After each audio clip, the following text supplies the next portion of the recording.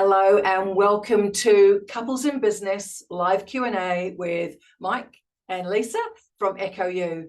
So this is all about being abundant in business and what it is that you might need to support you as a couple to find your unique magic and apply it. Yeah, hey, we're super excited. Thanks for coming in. Thanks for feeding in some questions. And yeah, we're super passionate about supporting, super couples to achieve abundance, whatever that means for them. And together, I think that we can all grow and achieve things much faster, easier, and with a lot more fun, hopefully, because there's heaps of challenges and things that are always getting in our way. And Lisa and I are super passionate to make life better for everyone. So yeah, here we go. Really thankful for you guys in trusting your time with us.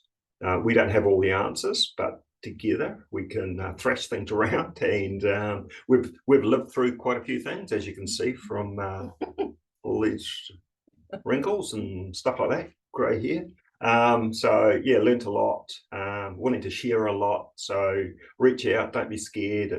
We're all friends here. So yeah, shall we get into it? Cool. So yes, Mike said we had some questions that came through on email and on Messenger, where we are communicating with different people. We've actually been doing some work with 4 couples, which has been really cool, just to understand more about the things that are important to you, because what's important to you might not be the same as what is important to us. So some of those questions that came through were these. So have you faced challenges when your individual aspirations seem to conflict, and how did you navigate them? So any thoughts from you, Mike, first of all? Well, we're faced with things every day, and sometimes they're little things, and sometimes big. And certainly we've been through a period where our North Star, the clarity of the North Star wasn't as crisp and clear as I guess that that made it easy for us to navigate. When we should both be turning left, one of us would turn left, one of us would hesitate and maybe look right slightly or something like that, because we weren't quite sure about exactly what we wanted. So the clarity of it, we had the single vision, I think, helping people, supporting people grow and achieve abundance. But how we were looking at it, I think, was a challenge. So yeah, we've certainly been through that. Yeah, and I think I was just thinking there that it's really about that why, isn't it? It's the why and the how, and I think we both had the same why. That was really strong, and we both understood, as Mike said, what it is that we wanted to do, but it was how we did it, because the work that we had been doing, and some of you may know us for that work, has been working more with individuals to have a look at and explore what their good life looks like, which of course is really applicable in this work. For Mike, there was very much the need for a business focus. And for me, I'm just all about the people side. And so really, Couples in Business is the perfect marriage, forgive the pun, where our 2 individual aspirations meet in the professional sense. But then the other place as well, of course, is just making sure that our personal goals are being met. So our individual personal goals, because that's one thing that we know as a couple in business is really important, to remember that you still have your own goals, even though you're a couple, and you're further sort of strengthened as a couple by being a couple in business. You still need stuff for yourself. And how is it that we can make all of those things meet, our own aspirations, us as a couple, and what the business needs, and make them all align, and remember that our business needs to serve us, not the other way around. Yeah, absolutely. So there's 3 dimensions, I guess, which is a really good thing that Lisa's pointing out. Is there's I, and it's I, and Lisa is her I. Then there's we, and then there's it, I guess, and it is the business, and it is a vehicle often for achieving abundance. Sometimes, when you're in business, your business is everything. It's your baby, and especially when you're going through startup and maturing. And businesses are organic, I guess. They're living creatures. They're made up. It's all about people, yourselves, growing them and nurturing them to hopefully then other people to pick up. So you go through those phases of startup, maturing. You might need turnaround, because you might have some issues, and you're in resuscitation mode, and then there's growth.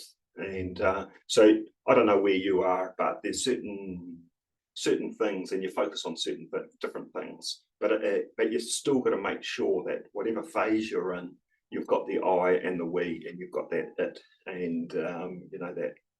So working through those dynamics as you go. And I guess I'm just thinking about how you become flexible and responsive, in those moments when the business is taking its turns and you get all engrossed and involved in what the business is doing, and you actually forget to take a breath and to have those conversations again together and check in, because our individual aspirations as well will change. So it's how do you again keep all of those things lined up, and you're only going to do that if you do stop and spend time on reflecting. Yeah. And we know that that's a challenge as well when you are working together as a couple, living together as a couple. Most couples in business probably live together, not going to assume that though, but I think mostly, and that's where some of those other challenges come in, creating the right kind of boundaries. And when you create the boundaries, one of those could be, and probably should be, how is it that we put in place time for us to stop, reflect, so we respect each other's needs. Yeah, that's super important. I think the big thing there that I think Lisa's saying is you have to be, because you're so busy, you've got your personal lives, and then you've got, yourselves as a couple, and then there's so much going on in the business all the time, and you're reacting, and a lot of your life anyway is run on autopilot, so you're sort of unconscious. How do you step out? And reflection has to be a conscious exercise. So how do you step out of that unconsciousness to be conscious, to reflect, and you have to do that, otherwise it's you're going to end up suffering one way or another. And it's so important, and sometimes you might need some external support to do that. And I think that's really important. That's something I think that we've learned, that you do need to reach out. You do. It's easy to wheel spin. Yeah. As a couple, when you wheel spin, it gets sort of double the pain. Yeah. And it's also easy to be seduced by your own rhetoric, which is not what we want to be doing in business. Just sort of wrapping up that point, I guess our final point on that might be that we need to have some shared goals and have a shared aspiration that as well has a roadmap that is going to support both of your individual aspirations and needs as you journey, and those check-in points along the way. Yeah, clarity in the roadmap, and then that's and so you're not going off in all sorts of directions. I think it just resolves so many issues. Definitely does, having a plan, but having that vision for us was really key. Aligning on it is the next thing, and then you've got to implement. Yeah. So thank you. And here's another question here. So how do you divide roles and responsibilities within your business? I think for us it's relatively simple, because I'm the people person, obviously. No, it's Lisa's the as well. Lisa is more the people, the creative, the relationship. Because the background with Lisa and I is we've done a lot of business improvement change projects together, and we would go in. We're quite a good team, because Lisa is very good at understanding the human dynamic, which is so important. I look at people, process, technology, and just making sure that the people are aligned to the process, and the process, improve the process and put the right technologies in, and then looking at the commercial elements all around that sort of stuff.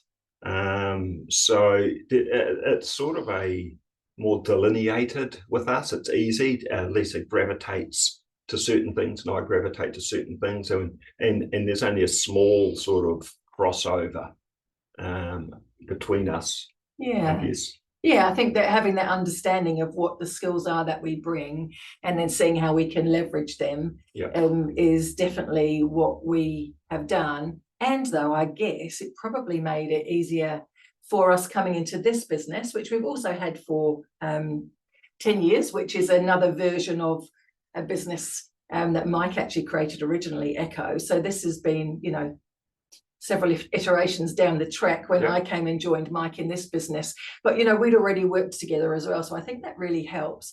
I was just thinking that the other ways, of course, if you don't know those things about each other, because you may, of course, know each other well in your personal life, you might not know what someone's skills are, what your partner's skills are inside the business space and business arena. And that is something as well that we have seen. And so one of the ways really you're going to have to resolve that is to sit down and have a good old conversation and work out what those different pieces are that you both contribute across, you know, operations and finance and marketing and all of those things. Who's the more people-y person out of both of you?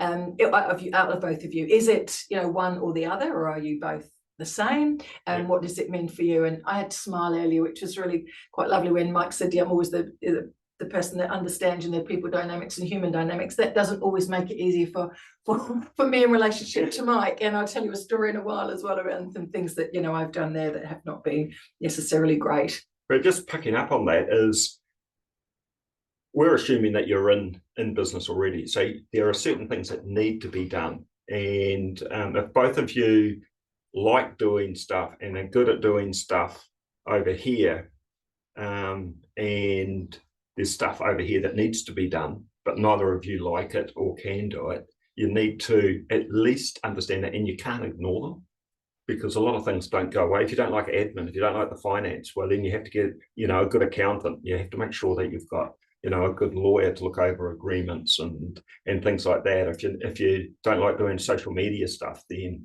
you need someone that can support you doing that. You just can't ignore those things. But yeah, getting clear, and it's good to have that documented roles and responsibilities, because with staff like to know who they're reporting to and how to make decisions and all of those sorts of things. So getting clarity on that, it resolves so many issues. And there's so many problems I've seen in business, small and large, where the arguments and the disagreements come from lack of clarity around roles and responsibilities. Is this your role or is it mine?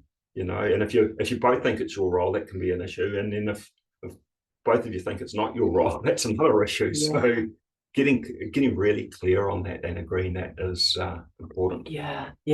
Oh, and hi, Leona, lovely to see you. We saw you coming in there. And we're just sort of going over some of the questions and things that we've had come through on email and chat.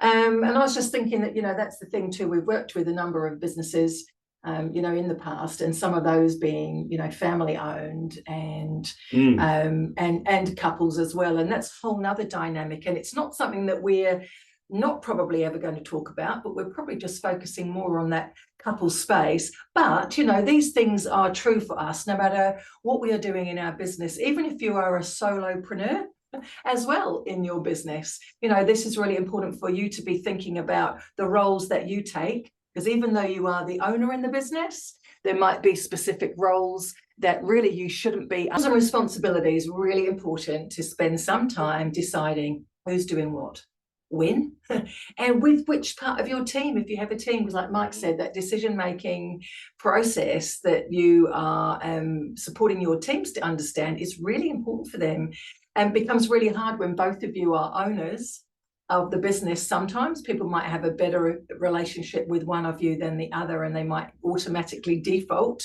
to go and talk to you about a decision that might be marketing, for example, and marketing might be Mike's, you know, in Mike's bucket and not in Lisa's bucket, but he might come to me, or she might come to me instead of going to the right person, just because they might have a better relationship with the other person. Cut that bit off. Okay. So great. Roles and responsibilities, really, really important. So if there isn't something that you have looked at doing, please look at doing that and get some support maybe to facilitate that conversation, because it might get a little bit gnarly, especially if you're doing it very retrospectively and you've been going along in a certain way, doing things in a certain way. You might need to do some rearranging. And are you the best people to do the job? Is your time best spent doing what it is that you have been doing? Or should you look at investing and getting some support from outside of your business? Yep. Yeah. What value are you best to deliver? Yeah. And some people really do menial type stuff when they, really it should be focused elsewhere. So absolutely, get an understanding of that, but clarity for the staff, like Lisa said, that's critical. So the last question that we'll have time for today is, have you faced challenges in separating personal feelings from business decisions? I have a little story on that in a while, but yeah, go for it. It's floating too. No. You're definitely navigating things between personal feelings and business decisions, or times actually to speak about things which are better left to outside of personal time, is a lesson that we should all learn.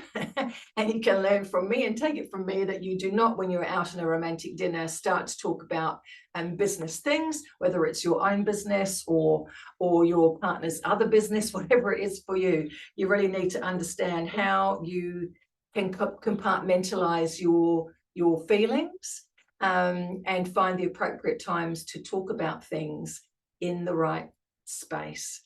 And we know, as a couple who lives together and works all around the house at times, we have had to make a real shift to have a specific place where work happens, so that we can walk down the end of our garden into our house to live our personal lives. And it isn't always easy to do that, especially when you have devices that are smart and small and easy to communicate with. So you're never really away from your business up here. But yeah, what do you think about this difference between personal and business? It's a challenge, because when you're passionate about something, you don't see it. Work isn't something that you just get. Well, a lot of people think that you go to work to get paid, but then when you're passionate about something, you're doing it for the love of it, and you don't see it as work. So that's that is a challenge. And both Lisa and I do spend time, and we'll talk about stuff. It could be on holiday and we talk about stuff. It's just, you can't compartmentalize to that degree. However, there are times that we recognize, hey, look, it's no discussion time, no work discussion time. We're just going to switch off. And I'm pretty good at switching off, because not much goes on up here, and when that switch goes off, it literally goes off. So, and I've got so many other things, that interests and things like that occupy me, and it's less of a challenge. Yeah, and you're speaking to something as well that we started off this session talking about, which is making sure that you follow your individual aspirations and goals and what makes you happy, because the business shouldn't be your everything. There should be things outside of your business. We know friends of ours and others in business, whether they're couples or not, but leaders in business and business owners, where suddenly they retire from their business and they really are quite lost, because they have literally spent 7 days a week on their business or in their business. And then they also come to that stage of life, as we are coming to as well, where you start to become, more reflective, and you look back, and it's a really challenging place to be when you look back and think about how much time you've actually spent in your business, possibly because you didn't sort out your roles and responsibilities, possibly because you didn't keep work out of your private life, and it just became who you are and what you did. But your business is not who you are.